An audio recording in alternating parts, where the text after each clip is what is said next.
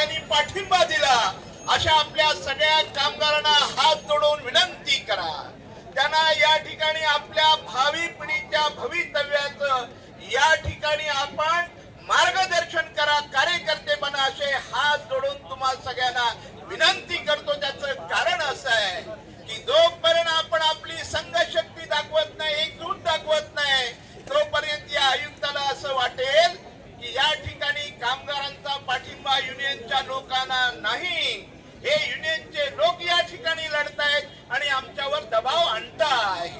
तेव्हा मला तुम्हाला हे यासाठी पोटतिरीकीने सांगतोय की आपण सगळे कार्यकर्ते बना, आपण सगळे नेते बना। आम्ही इथून भाषण केलं, तुम्ही चौकीवर भाषण करा आणि प्रत्येक कामगाराला सांगा तुझ्या भावी पिढीच्या कल्याणासाठी, तुझ्या मुलांच्या नोकरीचं संरक्षण करण्यासाठी आज मी घरांच्या प्रश्नावर बोलणार नाही, आज मी किती बोनस मिळवून दिला बोलणार नाही, किती गणवेश मिळवून दिले बोलणार नाही।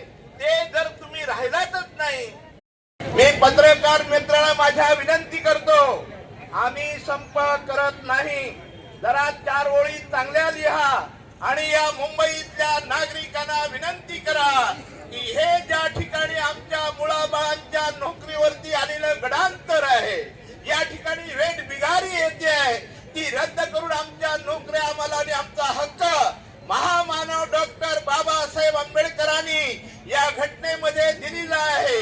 आणि बाबासाहेब आंबेडकर असं म्हणालेले आहेत, अरे 365 दिवस ज्या ठिकाणी काम चालतं अशा ठिकाणी कोणत्याही पद्धतीने खाजगीकरण येताच कामा नये। बाबासाहेबांनी सांगितलेलं आहे की या देशातल्या प्रत्येक मातीपासून जमिनीपासून या देशातल्या संपत्तीचं राष्ट्रीयकरण झालं पाहिजे, या राष्ट्राची संपत्ती झाली पाहिजे, कामगारांची झाली पाहिजे।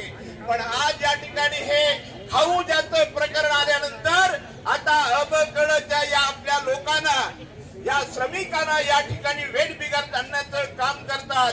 बाबासाहेब तेव्हा देखील म्हणालेले आहेत, कॉम्रेड रेड्डीजी, प्रकाश रेड्डीजी, जेव्हा हे